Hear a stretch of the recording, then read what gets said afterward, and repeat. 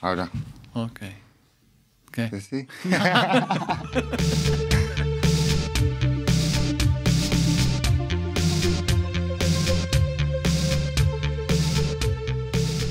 Bienvenidos a Post-Work Podcast, tercer episodio en español, creo. Grabado en nuestro estudio búnker de Karl Marx Studios, en algún lugar escondido de Berlín. Hoy nos visita un amigo personal, Martín Borini. Vijay, I love you. Bienvenido, gracias por estar acá. Gracias por invitarme a este lugar escondido. Llegué, Llegaste, muy escondido. Gracias por la invitación. Vos sos como Jota también, que se hacen llamar Vijays antes que otra cosa, como que militan por el oficio de ser Vijay. Sí. Sí, ¿no? Sí, pero es como un... No sé si lo pienso mucho. Sí, soy videojockey, ¿no? Sí. Empezaste siendo videojockey. Sí, en realidad creo que se formó durante... Somos mayores. Fuimos formándolo, ¿no? Yo hablo en grupo, pero sí, pertenezco a la camada que fue formando el concepto del videojockey, aunque había cosas anteriores, obviamente, pero como sí. Pero vos llegaste del diseño, ¿puede ser? ¿Estudiaste diseño antes? No, nada. Porque No. tenés una facilidad, tenés un ojo para el diseño. No, yo no obviamente. sabía que tenía eso, hasta que fui videojockey. En realidad hasta los 20 años tampoco no entendían tampoco el arte, casi prácticamente. O sea, como que me habían enseñado que el arte era algo que un artista quería decir algo. Y entonces yo me quedaba mirando un cuadro, algo y decía, ¿qué quiere decir el artista? Y yo esperaba como una respuesta iluminada. Es un tema ese siempre. Y me quedé como esperando. Y después, no sé, fui conectando con otras cosas que ¿te gusta o no te gusta? Me dijo, ¿no? Mi amiga Nati. Claro. No, pero más sí, ella pintaba y me decía, ¿te gusta o no te gusta? Y yo, sí, me gustan los colores. Y ahí fui conectando con cosas muy básicas, pero fue bastante más avanzada mi edad, conectar con ese lado. Claro. Pero pasa siempre eso con el arte, que es un debate permanente.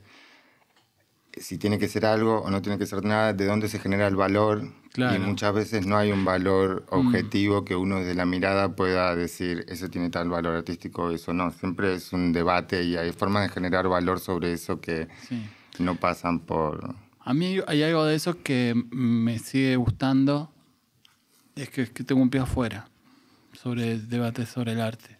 Porque entraste por un lado particular, digamos, que tiene que ver con la tecnología, el diseño, el video. Sí, lo comprendo hoy de varios puntos de vista. También tengo la dislexia, ¿no? Me dijiste una vez. Sí. ¿Y cómo pensás que funciona eso de la dislexia? No, bueno, fue una nueva manera, o sea, son puntos de vista, ¿no? Lo veo desde la perspectiva de la dislexia. Y eso, la dislexia tiene como muchos... Tiene algo... No hay fuerzas tampoco, no es que sea no hay un poder en la dislexia, pero sí te da como distintos puntos de vista más amplios. Un punto de vista... Sí, varios puntos de vista al mismo tiempo. Como eso como está deconstruido o defractado. No, como frente a un problema... No lineal, quizás. No es lineal, claro. Y frente a un problema pienso muchas formas al mismo tiempo. Y promedio cuál es la mejor de todas. Supercomputadora, no. Pero esa abstracción que me dio la dislexia, en realidad la abstracción me la dio la dislexia en el sentido de que para poder aprender me tuve que abstraer del aprendizaje tradicional, y en esa abstracción aprendí a observar más. Y en esa observación puedo ver distintos caminos más amplios, como que lo ves de lejos, de algún modo. Está buenísimo. Y eso o lo ves de arriba y ves como distintas opciones. Y eso es otra manera de poder entender lo que estamos... No, lo del principio, ¿no? Sí. ¿Y cómo llegaste a trabajar con computadoras, en video en vivo? Claro. Porque vos lo que terminaste haciendo finalmente fue algo que tiene que ver con puestas de luz y con puestas de video y los espacios, ¿no? En el espacio... Sí. ¿Cómo sentís que fue tu camino que fue moldeando eso? Sí, es más fácil verlo ahora, ¿no? Es mucho más fácil, claro. Porque, traspasa es difícil, o sea. Sí, más, está pasando ahora y no sé dónde voy, ¿no? Como Claro. esa sensación siempre fue la misma, digamos, más en esa época que era difícil si me voy a dedicar a hacer esto que estoy haciendo, que todavía tampoco es una cosa muy fácil de explicar muchas veces, porque hago muchas cosas, ¿no? Nos dedicamos... Hablamos con J y con Philip Virus, con los dos hablamos de lo mismo, que es el tema del...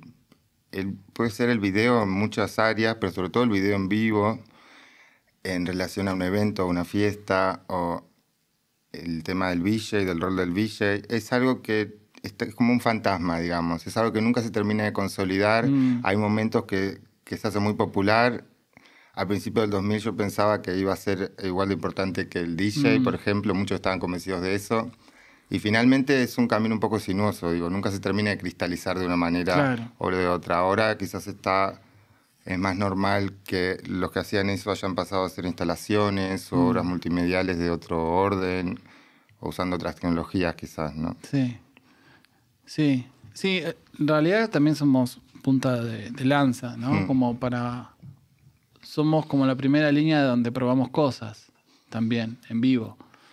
Es eso, yo lo veo desde ese punto de vista. A mí, cuando se lo comparaban con un DJ, en ese momento tampoco me pareció que iba a ser el camino, solamente por una ilusión, porque ya había un camino allanado dentro del mundo de los DJs.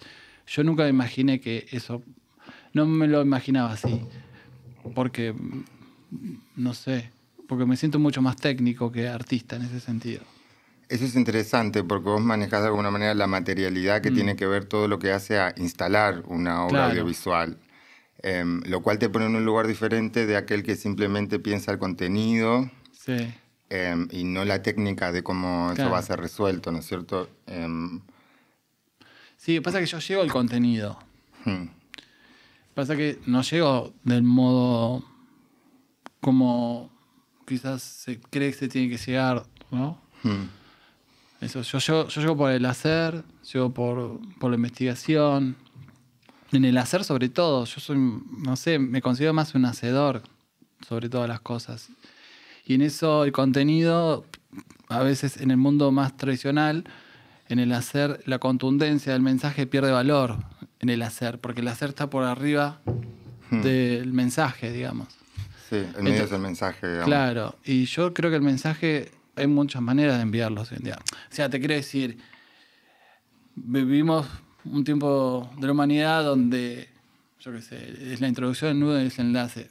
Un VJ no trabaja sobre esos lineamientos. No le puedes esperar. No. Porque de hecho se llama edición vertical de alguna manera o proceso vertical en contraste con el lineal, que sería editar algo no en tiempo real y digamos de adelante de atrás para adelante. Y eso se ve reflejado en un montón de aspectos. O sea, yo lo vivo en mi vida de un modo así. Yo soy así, no es que tipo soy así porque soy en los videos que yo vivo de ese mismo modo. Digamos, yo lo identifico en mí como una forma de vida más que... Entonces, esa no estructura lineal, ese no cuentito que te estoy contando, de pronto es una improvisación que tiene muchas aristas que van cambiando y pronto quizás es eso nada más. Pero si no lo haces y si no te animás, y aparte no hay nada escrito sobre eso, o sea, vos podés hablar del cine, yo qué sé, de la danza, años de personas que se dedicaron a eso. Dentro del video, empezás a segmentar. El video jockey es muy bebé en historia del video. Sí, no sé quién dijo una vez que escribir sobre teatro era como bailar de arquitectura, una cosa así. Y pasa mucho eso, que es difícil.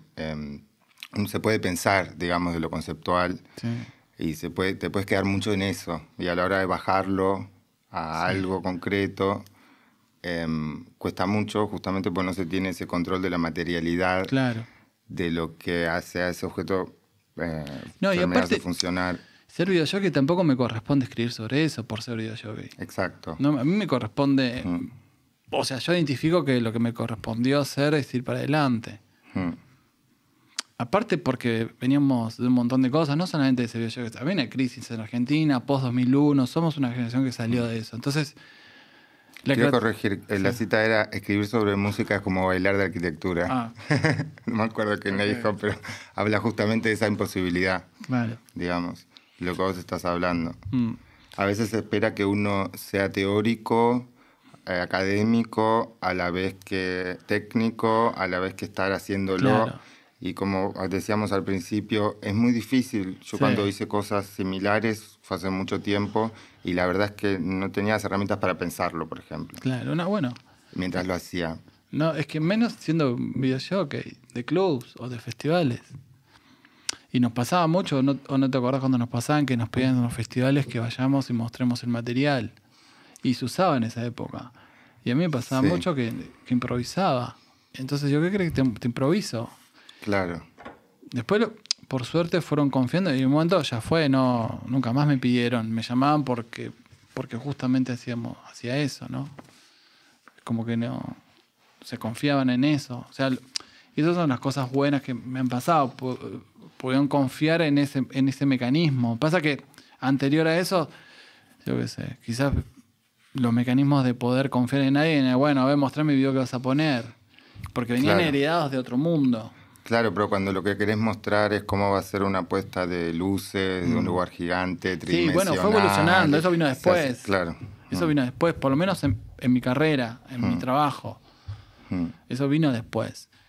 Y eso sí hay que hacerlo. Más, yo cuando hago puestas o proyectos grandes que involucran un montón de gente, trato de que no quede nada al azar. Entonces, hacemos simulaciones, hacemos pruebas, hacemos cálculos, sabemos qué va a pasar, tenemos un guión. Claro. Eso es otra cosa. Yo ser videojockey, cuando a mí me contratan con videojockey para un lugar, muchas veces voy con la computadora vacía. Eso es que tiene nadie que lo ver sabe, con eso ¿no? en un punto, ¿no? Tiene que ver con, como se dice, es un time-based art. Es decir, es algo que pasa mientras dura y lo que importa es esa duración, Claro. ¿no? Es el momento, es el instante. Exacto. Eso está bien en el mundo videojockey. En otros mundos no está bien visto. Mm. Y ahí chocas a veces. Yo lo aprendí a hacer, pero está bien improvisar. Obvio, es que en un punto... Sos un improvisado, ¿no? Como, bueno, sí, soy VJ, ¿no? El tema es como cuando yo de la perspectiva de videojockey me di cuenta que, no sé, si quiero hacer un videoclip, que no tenés tiempo de la improvisación porque viene heredado del mundo de la publicidad de algún modo, ¿no? O del cine que tiene esa estructura tan vertical que es el cine y el guión.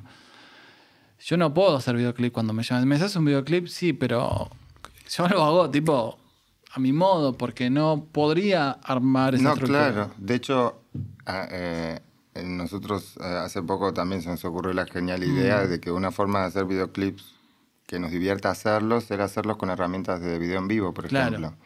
ejemplo. Porque son las herramientas que uno conoce, que uno sabe usar, y si no estás acostumbrado a la edición lineal, por ejemplo, tener que proyectar todo eso para los cálculos, esperar el tiempo de render, todo eso, es otra experiencia completamente diferente. Exacto. No, y yo vi gente que viene de la rama del cine y van a hacer visuales y vienen con la computadora llena de 50 clips y en 30 minutos ya no saben qué poner porque no saben cómo...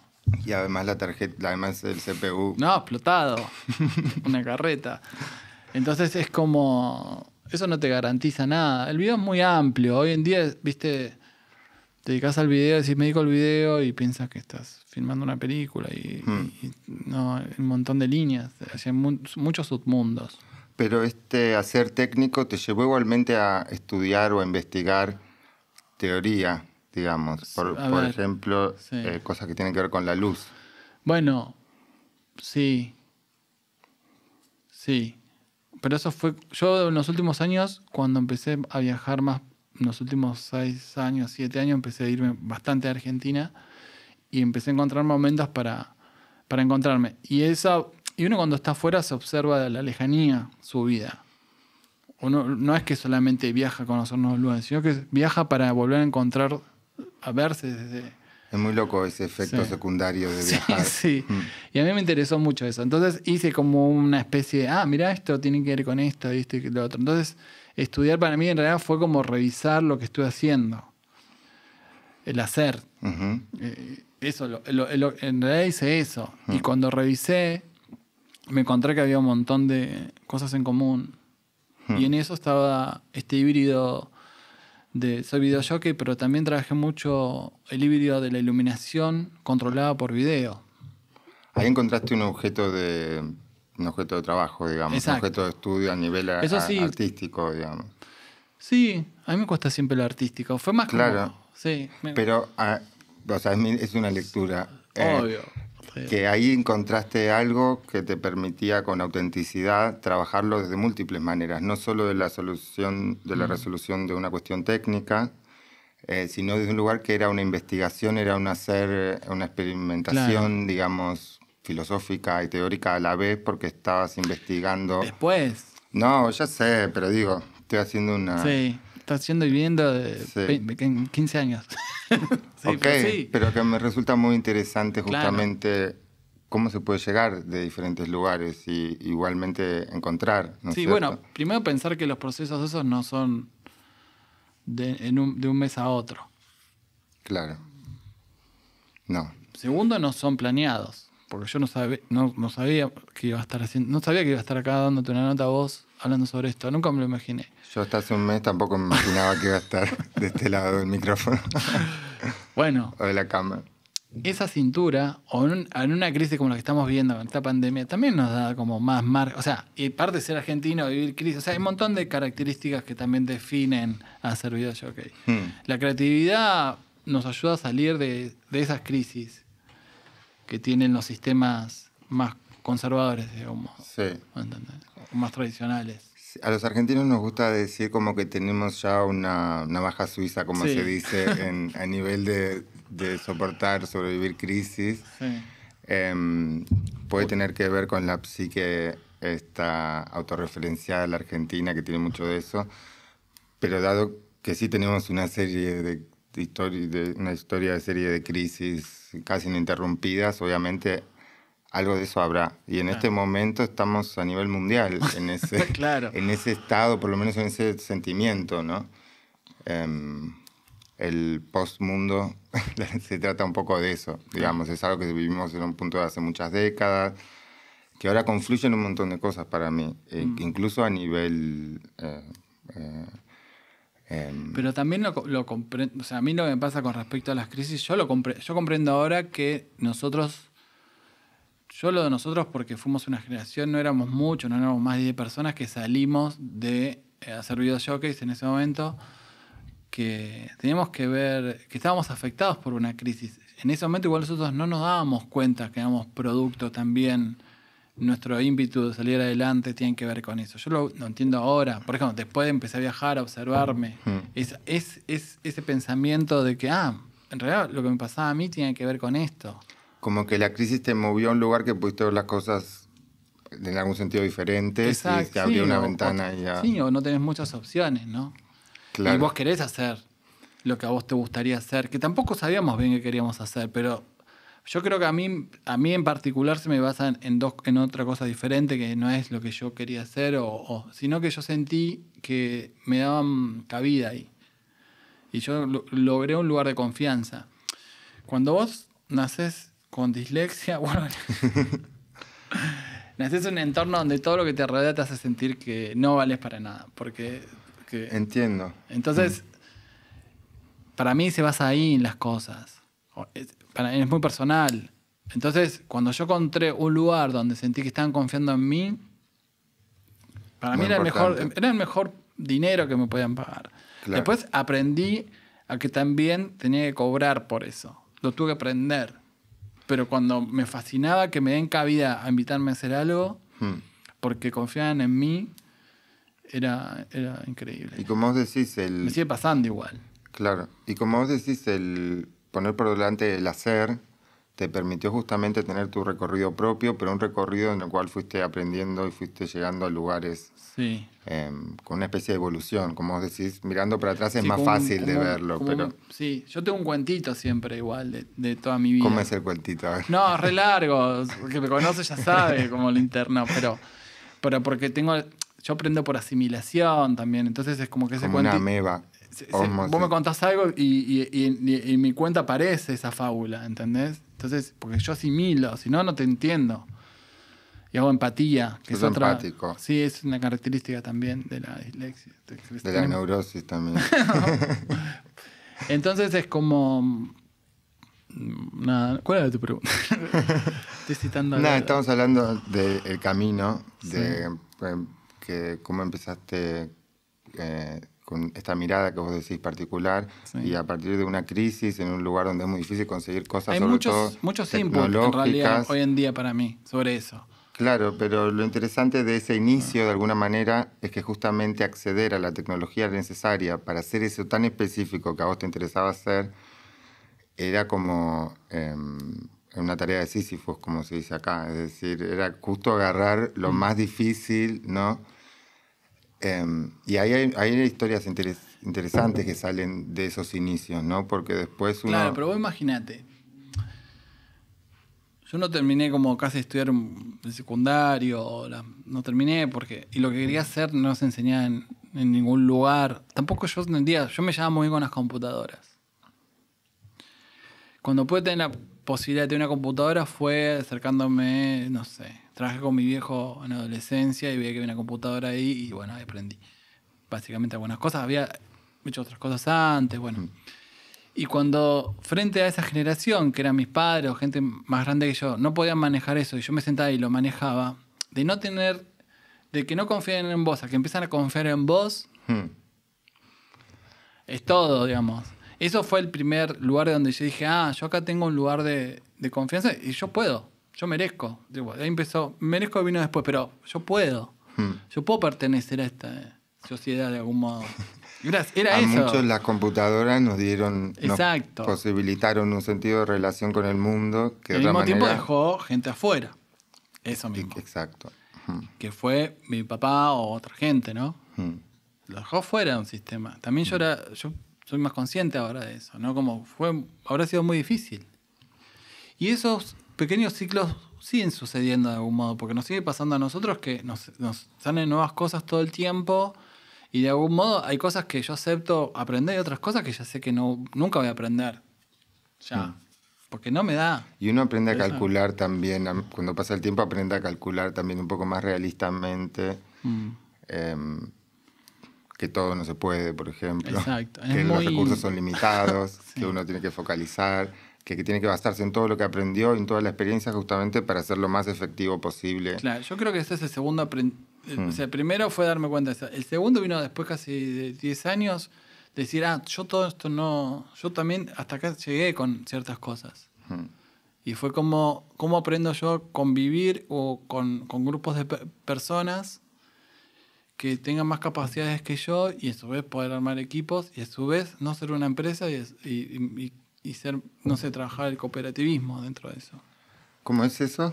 ¿Cómo llegaste al cooperativismo adentro de eso? No, bueno, más que nada, no por ese tipo de cosas, más que nada porque me di cuenta que no, igual lo identifico, yo no soy un empresario, yo ya lo sé. Vivo. Lo acepta. Esas son las cosas que uno a partir de un punto sí. asume. Me di cuenta que no era empresario, pero no es porque no quiero ser empresario, me parece unos cabezos, no, porque no me sale, porque no soy bueno, porque hay gente que la veo que tiene un talento especial para eso.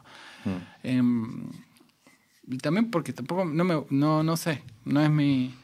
Pero sí me di cuenta que fuimos generando una red yo me fui cruzando con personas con las mismas características que yo después de mucho tiempo, con características muy similares con el aprendizaje, pero por compartir información en internet libre que no había. Entonces empezamos a hacer esa librería que no estaba.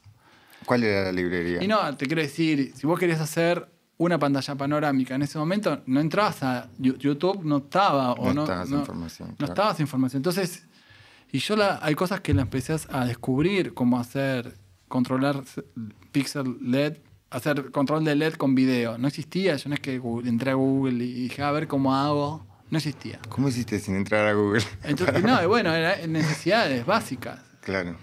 Se inauguraba Gogoliche, se reinauguraba Gogoliche.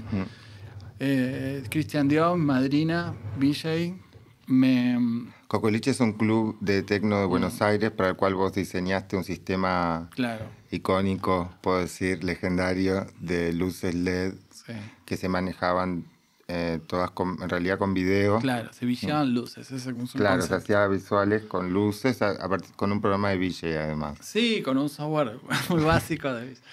Sí, bueno, eso es una de las cosas que pasaban.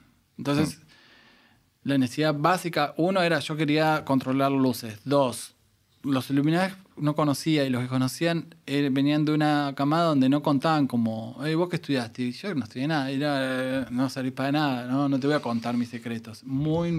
Una generación que no contaba cómo hacían las cosas. Fue un cambio de paradigma también con respecto a la cultura digital y el valor ético de compartir la información. Exacto. Y pasa que, más que, no sé si fue tan ético por lo ético, sino No, es ético por el la poder. pregunta es ética, la pregunta sobre sí. eso. Sí, es poético decirlo ético, pero en realidad era una cuestión de poder. Porque mucha gente quizás no quería compartirlo, pero se dio cuenta que si no lo compartía, quedaba fuera. Eso también pasó. Interesante. Por eso la ética digital es otra cosa. Claro. Digo, si no cambio Entiendo. mi forma, estoy afuera de algo. Y eso sigue sucediendo de algún modo. Ahora vamos a ver qué pasa con otras nuevas cosas. Pero en ese momento, esa fue nuestra batalla ganada, digamos, ¿no? Nosotros pudimos romper con eso y yo me siento parte de esa. Sí, Por lo menos en Argentina y en esa escena chiquitita. Pero claro. eso a mí me dio el lugar de decir, quiero controlar las luces. Bueno, no sé cómo. Usan un protocolo llamado MX, ok. Y yo manejo video. No sé, no hay Te mucho. pusiste a investigar. Me puse a investigar y me Claro. armé unas cositas para dimerizar tubos de luces. Que digo, ¿se puede dimerizar? No se puede. Bueno, intenté algo y justo apareció Cocoliche. Me junto con Udolf ahí abajo, no lo conocía y me llevó Chris y Carla y me dice, queremos armar una medio mala onda. Udolf, Carla Tintoré, que son DJs Sí. de finales de los 90 Sí. y eran dueños en ese momento de Cocoliche. Sí, que también Cocoliche es un club, para decirlo, no es de unos empresarios de club, ¿no? Sino como un grupo heredado que venía de los 80, 90, fue el último bastión donde se armaron su propio club con su manifiesto de club. Claro, ¿no? también ellos armaron una especie de cooperativismo a su manera, Sí. con la escena de los que venían de los 90, la única escena que había. Con ese espíritu, ¿no? con Un reducto parte donde de las trans tenían su lugar, Claro. ¿no? Es parecido a lo El que lenguaje pasó. inclusivo ya estaba instalado ahí adentro hace muchos años. Esa historia es muy similar a lo que pasó en Berlín Claro, bueno. en los 80, 90 también. Exacto. Justamente esos lugares de reclusión, de protección, de Sí, lugares y de Cocoliche espacios fue el seguros, último pero- de esa camada, pero en los 90 fue muy importante. Bueno, ya en los 80 era importante y en los 90 un montón. Yo no lo viví, pero me doy cuenta a partir de ellos que ellos venían con... o sea, yo veo muchas cosas ahora como que son, en realidad lo que hay ahora es... esos temas están más popularizados, pero eso no es que no existía antes. Hubo ciclos de gente y Claro. dedicados al club de la noche que... de freaks, ciclos de freaks, Sí, generaciones de freaks. y que revisaban el género, revisaban un montón de cosas a partir de la música y del Bueno, encuentro. claro, en Buenos Aires, desde el rock, está Cemento, por ejemplo, lugares así. Sí, o yo casi no me metería con el rock, pero Cemento puede ser un lugar, pero yo qué sé. Pero después Carla Tintoré te puede dar Trincado, yo qué sé. Ellos pasaron Claro. toda esa etapa. También lo que pertenecían la Urban Group. Sí, o yo qué sé, Morocco. Y después, Ahí. a partir del setup que hiciste en Cocoliche, lograste también una especie de reconocimiento que te permitió Sí, ampliarte, pero ¿no? no fue tan así, tipo... Ok. Yo varios años, yo era bastante tímido, digamos, de algún modo. Entonces muchos años yo no dije que yo hacía eso. Por Sos ejemplo. introspectivo como yo. Sí, yo aprendí Era, como en a contarte o sea, a vocalizar aprendí después de los 30 años prácticamente. Y a contar lo que hacía también. Antes de eso yo no contaba. Yo Cocoliche medio que lo había hecho, pero no... Mis amigos sabían, pero yo no decía que hacía esas cosas. Claro, es una buena estrategia igual, porque No, generas pero- un misterio, pues dices, mirá, No, era inseguro. O sea, pensá que de mi inseguridad no es que un día me desperté. Confían en mí y se me fue la inseguridad. Es algo que No, convive. obviamente. Sigue conviviendo entiendo. conmigo. Sigue conviviendo. Y yo no quería que ninguno se sienta zarpado por nada, por yo haber hecho eso. No sé, me da miedo, ¿viste? De irrumpir en la escena. La escena también tenía, la escena Villa tenía también sus recelos y Y me pasó mucho tiempo que yo me mantuve como tratando de que no generar conflictos con nadie. Y eso me llevó muchos años que también me quedé bastante Es muy difícil, ¿no? ahí atrás. No tener conflictos con nadie también, porque como vos decías, en todas las escenas Sí. hay disputas de poder. Sí, y yo tenía como un manejo de la tecnología bastante alto en ese momento y sabía que eso podía generar algo. Yo qué sé. Entonces traté de mantener como un perfil bajo y entonces muchos tiempos yo no dije nada y me acuerdo que Hugo decía, no, esto lo hizo. Y después de unos años empecé a tener como redes sociales. Mis inicios también tienen que ver con el hacktivismo. Entonces, muchos años yo no quería pertenecer. Yo odiaba Internet, ¿no? O sea, esa idea de Internet muy básica. Claro. Después me di cuenta que había muchas Internet, muchas ideas de Internet. Y entonces, el hacktivismo es una especie de militancia por la Internet libre. Algo así sí, sería. Ponerle en eso. Sí, es muy amplio ya hoy en día. Claro. Hackear algo, ¿no? Ahora es como políticamente correcto hackear. Y no. Yo odiaba Internet, básicamente. Cuando yo me senté en un ciber y vi que estaba Internet, dije, esto nos va a destruir. Esa es la primera impresión que tuve de Internet. Y tenías razón. Y tenía razón. Y segundo, dije, voy a hacerlo mierda. Así, me Claro. agarró eso. Pero no tenía amigos que tengan computadora, ni tenía amigos para Sí. consultar. Entonces, me metí en un ciber y aprendí a programar prácticamente en poco tiempo. Me encanta esta actitud de hacerlo mierda que decís. Claro. Porque, por ejemplo, O sea, odiaba Microsoft. Después me di Entiendo, cuenta. ¿entendés? pero muchos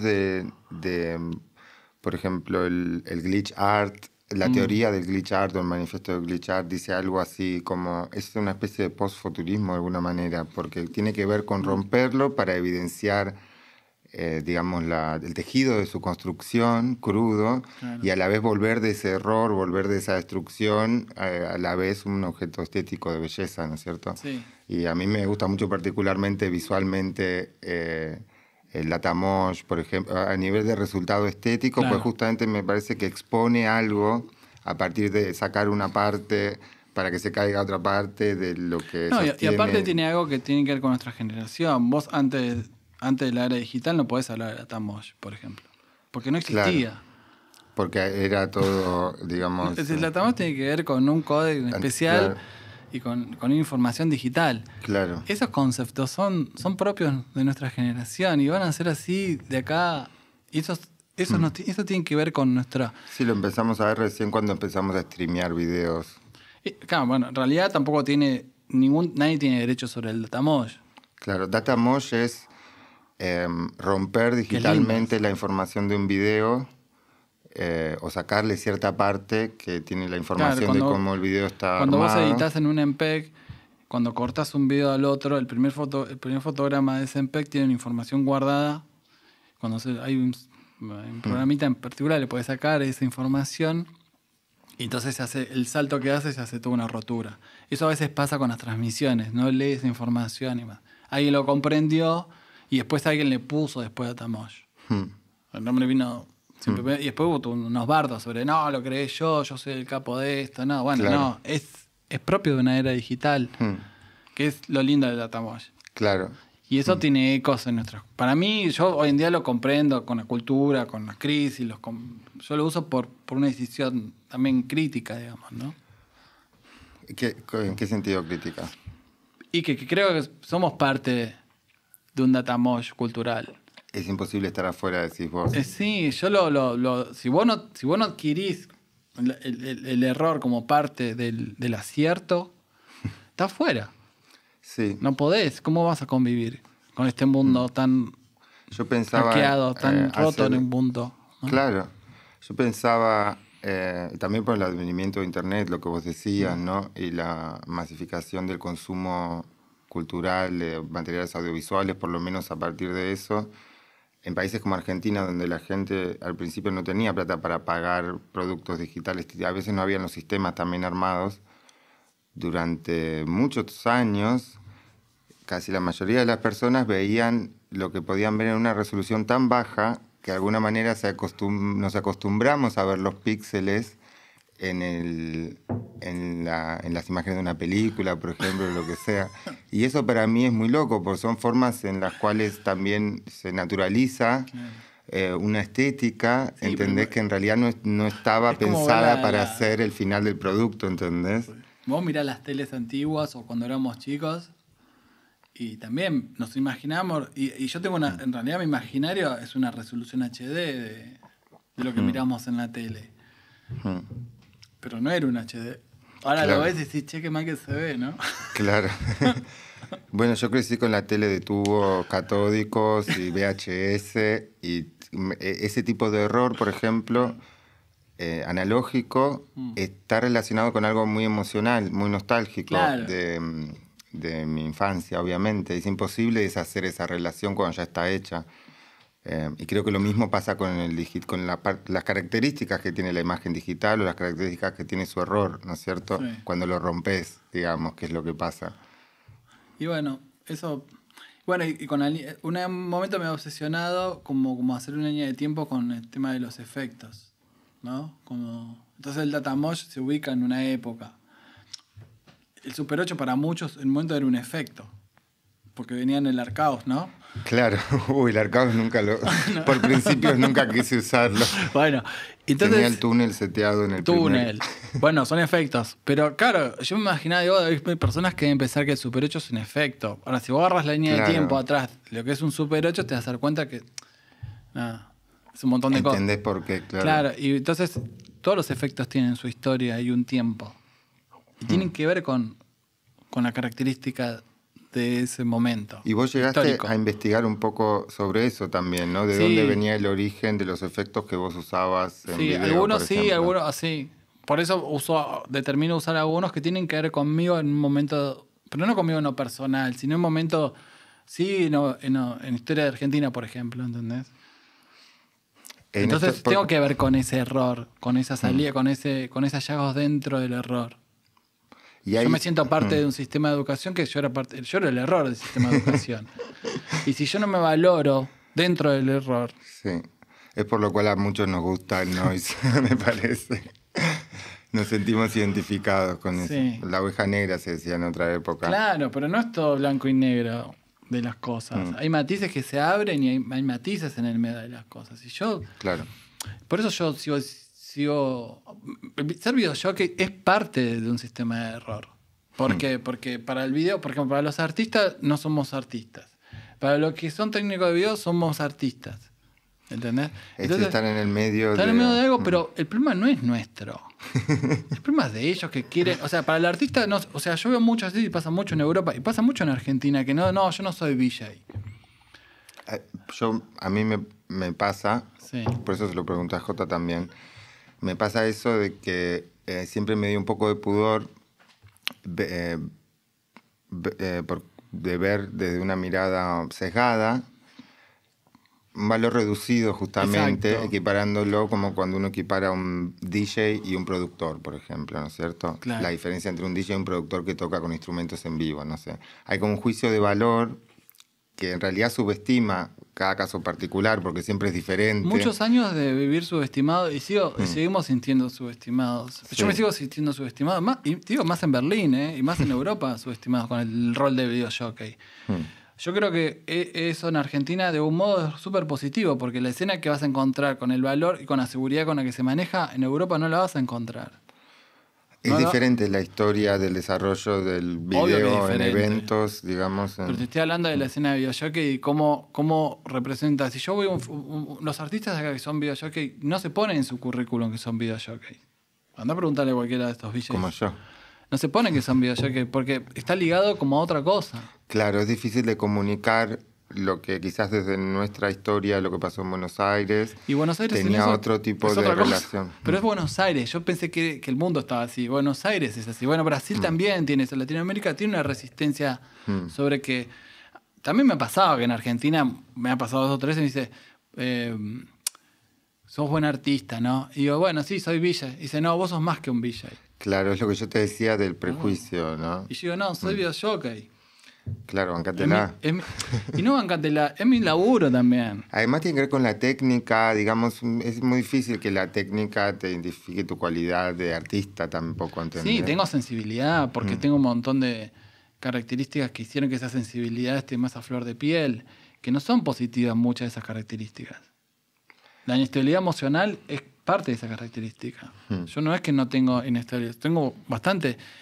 También tengo cosas positivas con esa sensibilidad, pero no una cosa no quita la otra. Es como el combo viene completo de eso, ¿no? Como... Es lo que hay, digamos. Es un combo completo la sensibilidad.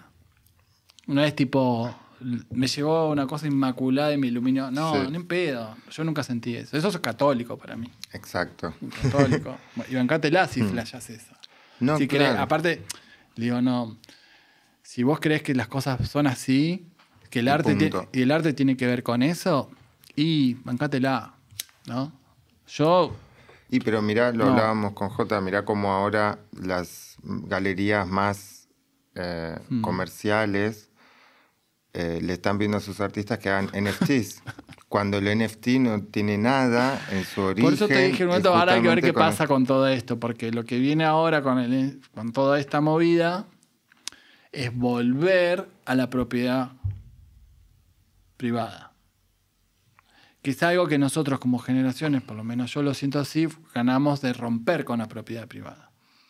Claro, pero no hay un volver también a Las lo cosas que- autoral que nunca existió sobre la producción de un bien digital, de una obra digital, por ejemplo. No, yo no, aparte no lo discuto y me parece que está bueno. La unicidad, digamos, Sí, que sí. es algo que lo digital nunca tuvo Sí. en un punto. Sí, yo lo estoy transitando internamente todavía, no es algo, por ejemplo, porque siento que aparece el lugar de poder pedir derechos sobre algo que es propio, una creación propia, y al mismo tiempo la puede tener todo el mundo. Esa parte es una combinación de las dos corrientes, de las dos cosas.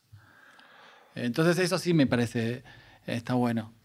¿Entendés? Digo, vos podés tener derecho, pero eso no quiere decir que no esté en circulación. Ahora, por ejemplo, la cultura meme, que para mí es lindo no saber de dónde viene, es interesante. Ok. O sea, la cultura meme son hijos de otra cultura que tienen que ver con el remix, que tiene que ver con un montón de cosas. Sí, que no pero son comparten. nuevos lenguajes, son nuevas Sí. formas del lenguaje. Sí. Pero también como se adquieren en la vida, a eso voy. Yo lo estoy viendo como actitud hacia la vida, digamos. Es que es difícil identificar cuál es el origen muchas veces de esas nuevas formas del lenguaje porque justamente vienen del uso. Y el uso en este caso proviene de esta adaptación a un mundo digital, Sí. que se digitalizó en algún momento, que nosotros vivimos lo anterior también, y cuyas plataformas propician cierto tipo de mensajes con ciertas características, dígase Twitter, tantos caracteres, ¿no? Y de alguna manera la forma del uso del lenguaje que más rápido comunique según las características de esas plataformas es la que más va a persistir. Y de alguna manera es casi imposible saber de dónde vine originalmente. No, bueno, pero los NFT, quizás con este tema de la autoría, esto es mío, yo lo hice. Bueno, el gatito, no sé cómo se llama, Cat, no sé qué, apareció, le vimos la cara al que lo creó. Claro. Yo no tengo ganas de saber. O sea, a mí algo del meme que me gusta es justamente no saber quién lo hizo. Volvemos a eso de que vos sos un outsider del sistema en el sentido No, de no sé, son cosas que estoy transitando ahora tratando de asimilar, que es parte de la tecnología, asimilarla. ¿Sabe? Empezar como todo el tiempo de cero, ¿no? Como animarse a eso. Otra vez porque no nos queda opción. Aceptamos en algún momento, parece, Sí. digitalizar todas las relaciones y los intercambios. Y hay que, de una manera, también incorporar eso, ¿no? Sí, ese es el ejercicio, ¿no? Volvernos cyborg. Ya vamos a ver qué va a pasar. Pero bueno, nada, eso es lo que vivo como ahora con respecto a la actualidad de pensamiento tecnológico. Y cuando buscaste este origen de los procesos de video que vos usabas, así como decías lo de Super 8, que algunos piensan que es un plugin, y, Sí. llegaste a orígenes bastante interesantes, por ejemplo, Root Etra. Ah, me gusta. Sí, es verdad. En un momento empecé a ver cómo cambiar el Root Etra, que yo qué sé, el modulé lo tenía instalado. Root Etra es un ingeniero que dice... Son dos, Root y Etra. Ok, que diseñaron una especie de sintetización de una imagen analógica en líneas, ¿no es cierto? Sí, no sé cómo explicarlo, la verdad. Yo tampoco Porque sé son las cómo ondas. Lo que hace que para mí es que identifican la escala de grises de las imágenes y eso le da como tiene un nombre eso, ¿no? Yo sé cómo explicarlo, el Tiene una cover profundidad. el cover de Joy Division. Sí, exacto. Pero la escala de grises genera profundidad. Entonces aparece el X, digamos, El X y ahí, entonces se vuelve una aparece el forma Z, como digamos, tridimensional. el eje Z, claro. Entonces ahí empieza a aparecer esta. Y eso marcó toda una estética, marcó muchas estéticas en Sigue realidad. Fue marcando. elemento, y claro. Lo seguís haciendo y es como Bueno. la idea de futuro, ¿no? Sigue siendo una, claro, Sí. una idea vintage de futuro. Claro. Y es muy impresionante cuando llegas a esos orígenes que te das cuenta que en realidad no era digital el origen, Sí. por ejemplo, ¿no? Sí. Sí, me olvido un poco de toda esa historia, pero sí, me puse a ver eso, y en un momento terminé chateando con Etra, que era viejito, estaba enfermo ¿Y un lo poco. llegaste a conocer en New York? ¿Fue? No, en New York justo nos cruzamos, Hmm. pero fue interesante, ¿no? Porque estaba Minú Maguna, que era como una argentina, que ella se relaciona con ella, pero sí, y Beton C, que era el VJ de un momento muy amigo de Minú, y era el VJ de los Beastie Boys, legendario, y a él sí lo conocí, y él es como un padre de la escena de videojockey mundial, es como un pionero también. Y aparte, una persona muy simpática. ¿Y cómo saliste de alguna manera de esto que tiene que ver con las visuales en vivo, los efectos de video en vivo, la cultura club? O sea, armaste los sistemas esos de luces, pero en algún momento algo de eso te llevó a viajar, a trabajar para teatro, a trabajar en puestas grandes. ¿Cómo fue esa salida del club, digamos? Fue todo como al mismo tiempo, ¿no? Siento una bola. En realidad, antes de Cocoliche, trabajé con el sistema panorámico de Bahrein, que también fue como haces una panorámica con video.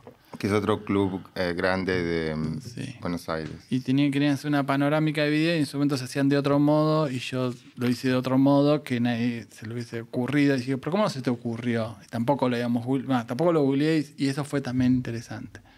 Fue como, ay, ¿cómo lo hiciste? ¿No? Como todo, no cuentes. Me decía, No cuentes. Me decía, no cuentes. Wow. Y yo digo, no, yo no puedo no contar esto. ¿No? Y lo contaba. Y ahí, tipo, las empresas de video me querían. Y ahí me fui haciendo amigos de empresas. Para mí eso es clave. Me hice muy amigo de las empresas de video. Y ellos fueron los que en alguna reunión con algunos festivales empezaron, no, llamarlo a tal chico que... Ellos fueron, no fueron mis amigos, o no tenía muchos amigos dentro del ambiente, pero los que me dieron siempre caí me siendo que había en el mundo del mainstream son los técnicos a mí. Los técnicos de video. Wow. Después los productores. Claro, después que veían la tarea realizada. Claro, digamos. pues yo voy a colaborar con los técnicos y me pasó... Hace un par de años volví a Argentina y fui a un festival y dije, ¿quién está? No conozco a nadie. Y estaban... Los mismos técnicos. Me pintaban un cartón con rojo y me hicieron una alfombra roja de cartón para que entre al mangrove. Sos una estrella de los stage technicians. No, y que nos pasamos bien y nos divertimos. Wow. Y yo aprendo un montón de ellos. Y ellos también aprendiendo de lo que yo hacía y con muchos me he juntado fuera de los lugares de trabajo. Y después con algunas empresas yo tenía como arreglos para ir a probar las máquinas que compraban, que ellos no tenían tiempo de experimentar, porque tenían que hacer trabajos todos los días. Y me iba ahí, aprendía. Y después yo les mostraba todo el potencial que tenía el equipo que habían comprado. Y de ese modo yo aprendí. ¿Y cómo llegaste a hacer modo. trabajar en Tecnópolis, por ejemplo, o hacer los... Y que empecé a hacer muchas cosas. Porque ahí ya pasaste a una escala fue como muchísimo más grande. Varias líneas. Por un lado empecé con Miranda, era el indie pop, explotó. Por otro lado empecé con las fiestas de garage haciendo visuales, que también explotaron. Entonces ahí me hice VJ. Ahí me dijeron, che, vos sos videojockey. Y yo ya hacía lo que hacía. Y digo, ¿qué es un videojockey? Me lo dijo Luminar, me acuerdo. Y ahí Siempre la pregunta es muy interesante. digo, ¿qué es un videojockey? Yo también... Y ahí dijo, no, es una cosa nueva que está, pero lo que haces vos, me decían. Y yo hacía eso, ya lo hacía, pero no sabía yo. Y eso, Miranda explotó, yo qué sé, toda esa escena explotó, y eso me vinculó a una escena de Capital. Yo no tenía amigos en Capital, no conocía a nadie. Por vos sos de provincia de Buenos Aires. De provincia de Buenos Aires. Venía del mundo del teatro. Yo ya venía del teatro. Ok. Porque ahora vamos a ir al teatro. Claro. Yo trabajé haciendo inventos y mecanismos para teatro de los 16, 17 wow, okay. hasta los 21. Que es algo, entonces es previo. Es previo. Y al mismo tiempo hacía eso, y al mismo tiempo me iba a los cibers y aprendí a programar y a destruir el mundo. Claro. Y con eso, en la fiesta garage los uní, empecé a hacer puestas en escena y al mismo tiempo empecé como a hacer simulaciones de páginas en vivo. Yo mi primer mixer de video o software de video era un HTML. Entonces era una página que me armé yo, pedí una computadora prestada, en ese momento me prestaban, instalaba todo y iba... Es decir, algo que lo hiciste online, en un... No era online porque era un falso online porque no había internet ahí abajo. Pero se reproduce en un explorador. Claro, de internet. usaba todos los problemas que tenía Windows en ese momento, Windows 98, para generar errores y tomas. Amo. Y eso también lo instalaban cibers y eso generaba. Y en realidad armé una obra, lo que pasa es que yo nunca hablaba como obra de eso. Entonces armé una historia que vos podías seguir los distintos cibers, te tomaba la mano y te contaba, te preguntaba por qué lo hiciste, no te enseñaron. Ponía en duda todo el sistema de educación, ponía en duda. Digo, te dejaban afuera del sistema y ahora que Claro. no sabes y tocaste ese botón y simulaba formateos de discos rígidos y la gente la pasaba mal. Tenías O sea, como un deseo por generar un pequeño escándalo como los surrealistas. Usaba eso que no te enseñaron. Por eso usé, cuando yo tuve el poder, lo usé. Pero hice una simulación de eso, como una sensación de ahora. No era verdad. Pero hacía eso. Y eso después se replicó por un montón. O sea, hacía NetArt, digamos, en ese momento, lo que se le llama NetArt. Claro, NetArt. Y eso se publicó por todos lados, te llegaba un mailing. Tenía varias. Pero empecé a hacerlo en lugares eso, en puestas. Y empecé a darle una estética específica. Y todo lo que hacía muy tecnológico. Yo siempre escuché cosas comunes, escuché boleros o escuché mucha cumbia. Pero no sé por qué en un momento empezó la gente de música electrónica empezó a invitarme a hacer visuales, a hacer puestas, a hacer visuales. Porque en Buenos entré. Aires en esa época iba bastante de la mano de las fiestas electrónicas, lo Claro. cual no pasa lo mismo en Berlín o no en la misma época. En ese sentido es diferente, como decíamos antes, el desarrollo en cada Sí. lugar. Sí, yo tampoco era muy consciente de que era Berlín. Yo no fui consciente de que era Berlín hasta que estuve en Berlín. No es que quería venir a Berlín porque estaba el tecno. Acá tradicionalmente no hay, entiendo yo, porque se pone el foco en la situación esta un poco más vanguardista, que se quiere rescatar de lo que era antes, donde el foco está muy, muy puesto en la música. Sí, bueno, les pasan varias cosas eso, ¿no? Sin embargo, festivales como Berlín Atonal, que vienen de los 80, o CTM, sí hacen el foco en la parte visual, que también existía, digamos, en las pequeñas vanguardias, ¿no? Pero obviamente la tecnología en ese sentido no acompañaba para que eso se pueda mostrar de la misma manera que se podía sacar la música para hacer una fiesta. Sí. digamos. Para mí está bueno dejar en claro a veces que como de la mirada latinoamericana, el que no conoce, cree que en Europa o por lo menos en Berlín va a venir y el mundo de videojockey es una bomba. Y es un lugar que donde prácticamente Claro. no existe el videojockey. Claro, hay como un europeocentrismo que uno Sí. piensa que acá va a estar todo desarrollado linealmente No. más. Y a mí me pasó de alguna manera eso. A todos nos pasó, ¿no? Yo vine por suerte muy tranquilo con eso, porque no venía acá a romperla jamás. Y entonces mi impacto fue más divertido. Dije, mira qué interesante esto, dije. Y me puso muy contento a mirar para allá. Porque dije, hicimos algo recopado. O sea, vos vas a un bar en Buenos Aires y tiene un proyector. Claro, eso lograron marcar como ahí lo hicimos. una No es que referencia. no es que lo hice yo, pero eso lo hicimos culturalmente. ¿Y cómo hiciste ese paso a algo, se puede decir, teatral, pero ya una escala masiva, como lo que hiciste con Fuerza Bruta, por ejemplo? No, pasa que una cosa llevó a la otra. De Miranda trabajé en el Faena 4 años, del Faena también estaba trabajando ya empecé a trabajar con Fantasma en la cumbia. Pasó CISEC, también pasé por ahí al principio de CISEC, pasé por las fiestas mágicas, que todo eso tiene que ver con la cumbia, que también, y después terminé trabajando con Damas Gratis, Lescano, bla, bla, bla. Me vinculé con el mundo de la cumbia profunda. Qué bueno. Y sigo haciéndolo, que son las cosas que más me divierten. Pero al mismo tiempo, otro camino fue como de las visuales, la fiesta garage. Empecé a hacer residencia, Cocoliche, Bahrein. Empecé como a meterme en la música electrónica y ya en 2008, recién ahí, me empezaron a invitar a hacer... Yo hice otros Creamfields antes, pero siempre iba contratado con gente en el medio. Y los Creamfields son festivales grandes de electrónica, no Sí. sé si ingleses, que se hacen en Buenos Aires del 2001. Ya se hacían. 2001. Sí, ¿Antes? No, digo, no se hacen más, digo. Ah, se hacían, ok. Hace muchos años que no era en Buenos Aires. Y ahí caí en Greenfield y después de Greenfield fue Moonpar y después ya terminé diseñando Moonpar. Fui creciendo dentro de Ya Moonpar con de las Hernán. fiestas más grandes que había, digamos. Sí, y aparte empezó un día me sentó el productor de esos, el general, y me dijo, ya no cortamos ticket como cortábamos. Lo que sí nos damos cuenta es que muchos de los nuevos festivales tienen mucha inversión en la puesta en escena y es el momento donde vas a entrar vos, me dijo. Así me lo dijo. Yo no lo conocía, Wow. se me sentó al lado y dice, ¿sabes quién soy? Me dijo, digo, no fue así. Digo, no, y yo lo amigo, sí, somos conocidos. Y dice, bueno, yo también sé lo que puedes hacer, me dice. Y él me dijo, vos podés. Y bueno, ¿te animás a crecer ahí? Y yo le dije, y yo estaba esperando esa oportunidad. Claro, y Y ahí eso- pasaste a empezar a hacer proyectos grandes. Y ahí digamos. empecé a diseñar puestas grandes, y a probar cosas. Después también se dio Trimarchi, que es otro lugar donde experimentamos mucho y empezamos a armar equipos de trabajo con Lucas y José y Alex y Valeria. Y empezamos a experimentar muchas cosas en Trimarchi, como lugar de espacio de experimentación en gran escala.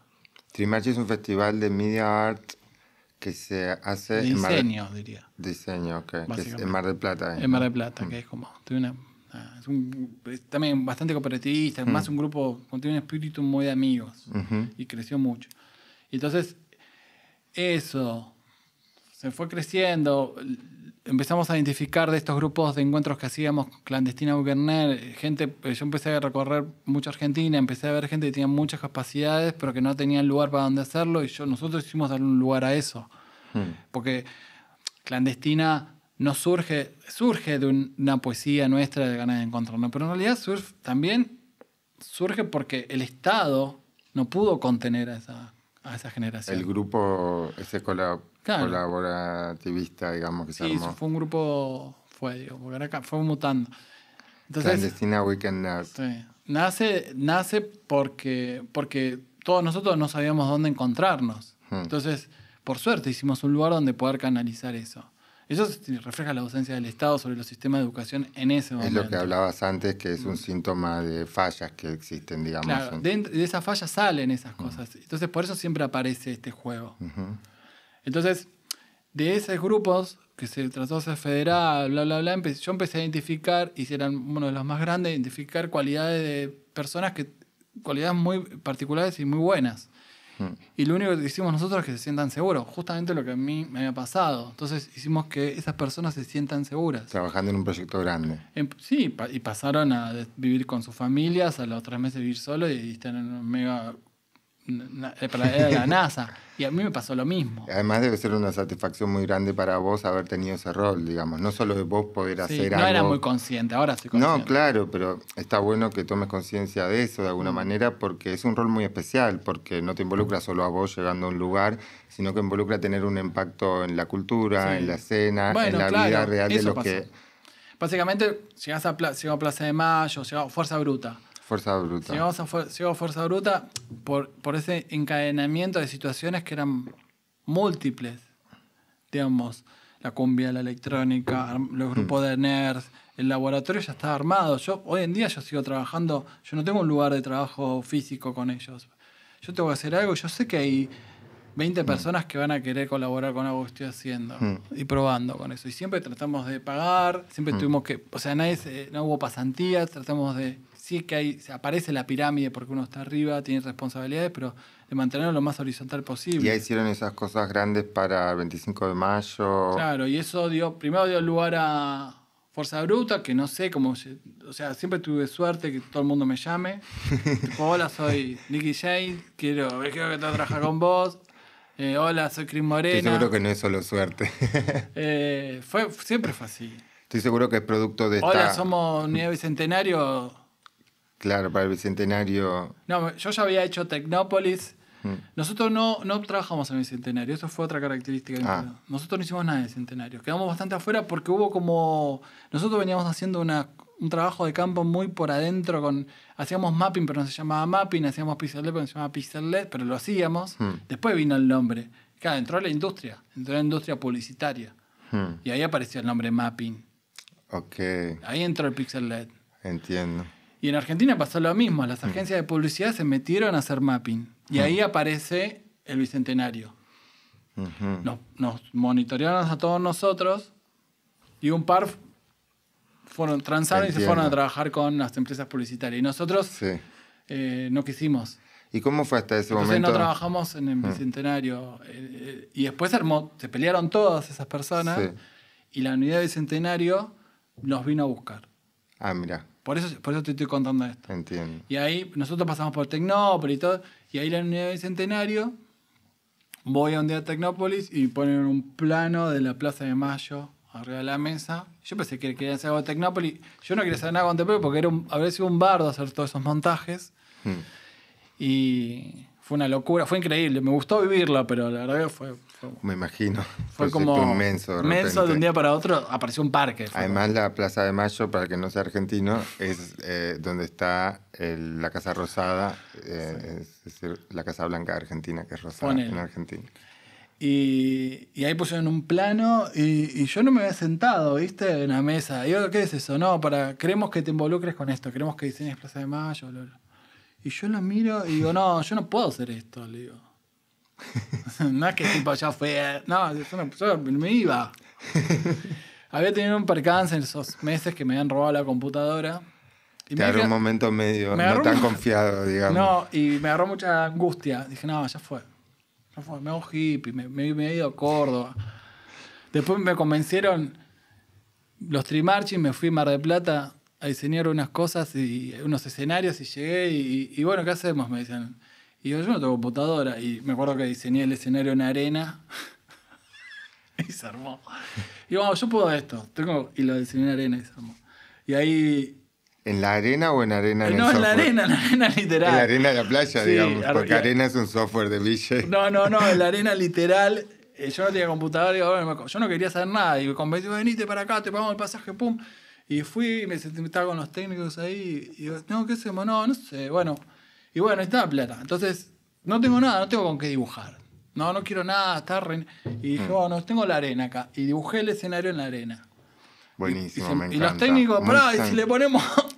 y lo resolvimos. O sea, te fueron a buscar recluido en la playa para que hagas el yo estaba en Córdoba y bueno. Primero me fui a Punta del Este. Me fui a Punta del Este.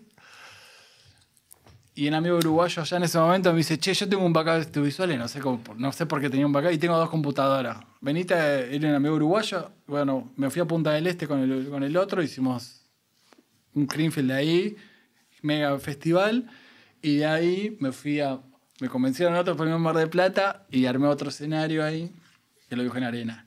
Amo. Y empezaron a pasar esas cosas, digamos. Sí. O sea, me acuerdo que a la noche volvíamos con los Trimarchis, y los chicos de Trimarchi iban a hacer las visuales, yo no iba a acompañar, ahí diseñaba la puesta, todo, a los días. Y llega y me acuerdo que el productor le dice, quédense tranquilo que está Martín Borini. Nos dice a los chicos y a mí, yo estaba ahí. Y los chicos me miran y dicen, no, bueno, me imagino, si está Martín Borini, todo resolución. Y yo tipo, obvio. Entonces eso, yo creo que en el mundo de la producción técnica empezó a pasar. O sea, alguien no me conocía la cara, pero sabía que había estado ahí, que parece que le hacía...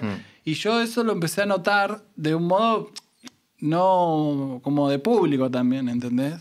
Sí, pero yo estoy convencido, como dije antes, que es simplemente cosechar la siembra de esta actitud proactiva que vos tuviste desde el principio, ¿no? Claro. Y que a veces no llega en la forma en la que uno espera, pero va llegando cíclicamente para mí la recompensa de eso. Sí, yo empecé a ser más consciente de que ese lugar lo estaba ocupando yo.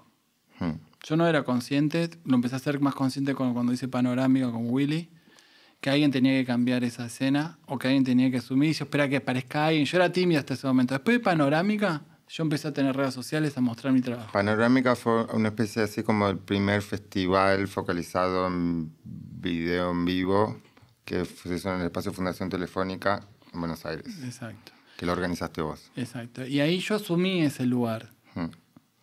No lo hubiese elegido porque me costó mucho, porque era como armar un imaginario sobre lo que yo tenía que representar. Yo sabía que estaba asumiendo ese lugar, pero yo pensé que iba a durar eso, un festival. Claro. Después me di cuenta que... Era parte de algo más grande. Sí, ahora me di cuenta que era parte más grande Y por eso manejo esa responsabilidad. Igual yo no soy todo eso. No soy toda esa responsabilidad. No, claro, entiendo. Porque no puedo hacerme cargo de todo eso. Y también tengo mi vida. Después, en un momento no me di cuenta de eso. Entonces mi vida quedó en segundo plano. Yo qué sé, hacía todo eso, pero no tenía seguro social. No iba al médico. Claro, esa como, es la parte, sí. Como que no... Y uno en general, cualquiera en general a lo largo de su historia va y viene en la Exacto. relación amor-odio con esas prácticas que no, claro, a diferencia de un trabajo tradicional, no te aseguran lo Claro, básico. yo veía como todos esos chicos que habían salido ya tenían laburo, hasta hacían cosas, hacían otro y lo otro. Y yo al mismo tiempo vivía en una casa que prácticamente me la prestaba mi amigo Alex, viví 7 años. ¿Entendés? Claro. Pagaba muy poco alquiler. O mi economía es muy simple. Yo no, por eso digo no soy empresario. Yo Claro. vivo bien, no vivo mal, pero no soy empresario. Bueno, pero hoy por hoy ¿No? estás muy activo. Sí. Estás viviendo en Berlín hace 1 año y pico, desde la pandemia. Del nuevo mundo. Igualmente estuviste con proyectos y ahora viajas a Corea Sí. para un proyecto. De Atlanta después de ahí. Cualquiera. ¿Cómo te El- sentís ahora? ¿Cuál es tu sensación para el futuro? ¿Inmediato, no tan inmediato? ¿Cuál es tu sentimiento en ese sentido? Para que ahora en este No, bueno, cierre ahora estoy más hablemos pensando en un pensamiento más propio. Acá no pretendo hacer lo que me pasó en Buenos Aires. Yo ya cumplí con esos lugares. Igual, si lo tengo que cumplir, ir y hacerlo, me gusta. como soldado, como diría No, y me Charles. gusta, yo lo disfruto. Soy como una tía ya para ellas, ¿entendés? Para muchos. Y ya muchos ya no me conocen, ya de a poco se empieza Claro. a desdibujar la imagen esa. Y está bien que suceda. Y mi trabajo acá es ir aceptándolo. Y a la vez vas transformando y modificando lo que haces vos como práctica, ¿no? Lo ves de otra manera. Sí, ahora estoy muy nuevo con... Acá no estoy haciendo una carrera artística, estoy viendo como paso a paso, día a día, cómo generar un dinero para poder vivir. Y siempre tengo suerte. No lo puedo ver de otra manera. ¿Entendés? Porque tampoco hablo bien inglés, no hablo prácticamente el alemán menos. Pero tengo suerte. Pero tienes una capacidad muy buena para poder hacerlo igual y desde la calculación técnica de los espacios, de poder Exacto. saber Me di cuenta mostrarlo que y sé saber mucho. comunicarlo. Eso sí me doy cuenta. Bueno, es otra de las recompensas también. Es una que no se da recompensa, sí. cuenta. Y me doy cuenta que en Europa uno tiene una idea que se va a encontrar con gente que es muy capaz y está súper avanzada. Y me doy cuenta que hay un bache sobre esos conocimientos también en Europa. Pero Alemania tiene esa cosa que una persona se dedica a un solo tema toda su vida, ¿no? Y nosotros nos dedicamos a 10 a la vez. Entonces podemos resolver. Puede ser, depende de quién, pero Sí. en general sí, porque hay más problemas cotidianos quizás cuando Sí, tenés pero más desigualdad social. Sí. Pero estoy seguro que te va a ir muy bien con todo. Sí. ¿Y por ahora te vas a quedar en Berlín o cuál es tu idea? No, ahora no sé. Nunca sabes. sé, estoy improvisando, soy Ok. DJ. Exacto. Gracias, Martín, por venir. Chao.